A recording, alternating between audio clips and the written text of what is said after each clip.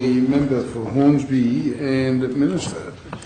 Thank you, Mr Speaker. I rise to pay tribute to an Australian legend, a man who received recognition and awards within Australia and internationally, a man who stood up for freedom when he fought for his country in the Second World War, a man who helped put Australian music on the map, so to speak.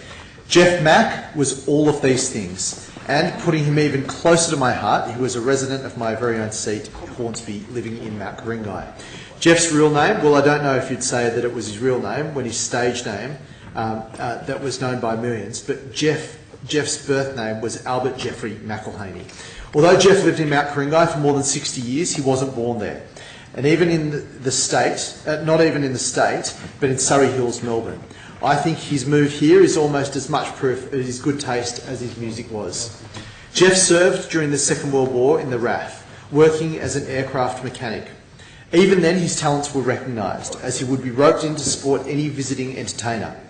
When they weren't around, he was just as happy to pull out his guitar and sing himself. After the war, he served in Japan at Radio WLKS as the voice of the Commonwealth Forces. There he also performed for audiences from Britain, the United States, France, Germany and, of course, Japanese home audiences.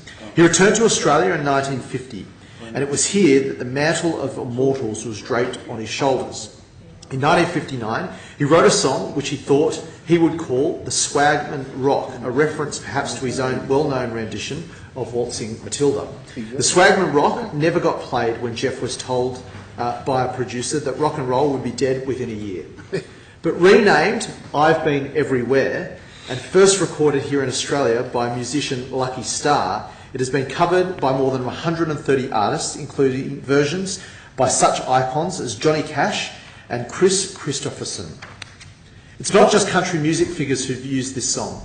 In 2011, Rihanna sampled the refrain in her own Where Have You Been, showing that more than 50 years on, that song still brings out something in music fans. I'd also note here that Geoff was a Mount Kuring-gai resident at that time, so we can really claim the song for the seat of Hornsby. Following his success with I've Been Everywhere, Geoff toured through the outback, performing to hundreds of thousands of Australians and playing alongside the likes of Lucky Grills and Slim Dusty. In 1963, Geoff was inducted into the International Songwriters Hall of Fame in Nashville, Tennessee, and into the Hands of Fame at Tamworth, New South Wales in 1978. In 1997, he received the Tamworth Songwriters Association Songmaker Award, and finally he was honoured with the 2013 Lifetime Achievement Golden Guitar. What makes Geoff's achievements even more spectacular is that I've Been Everywhere was the very first of his songs to be recorded or published. Geoff passed away at the age of 94. He was survived by his wife, Tabby Francis, who was also a fellow entertainer. Geoff was a brilliant man, a man whose musical talent touched the lives of millions, here in Australia and throughout the world.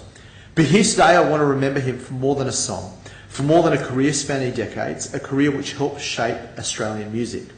I want to remember him as a man who saw and loved his local area, Mount Kuring-gai, who saw something of himself there, something that drew him back and kept him living there through more than 60 years.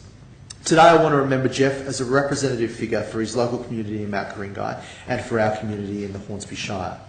His passion, the passion which kept him coming back on stage through the years, kept him playing his guitar, is the same passion I see in our Hornsby sports teams that I see in our Hornsby artists. It's the same passion I notice in community outreach and organisations. The passion for our area that brings us together at great events like the Hornsby Festival.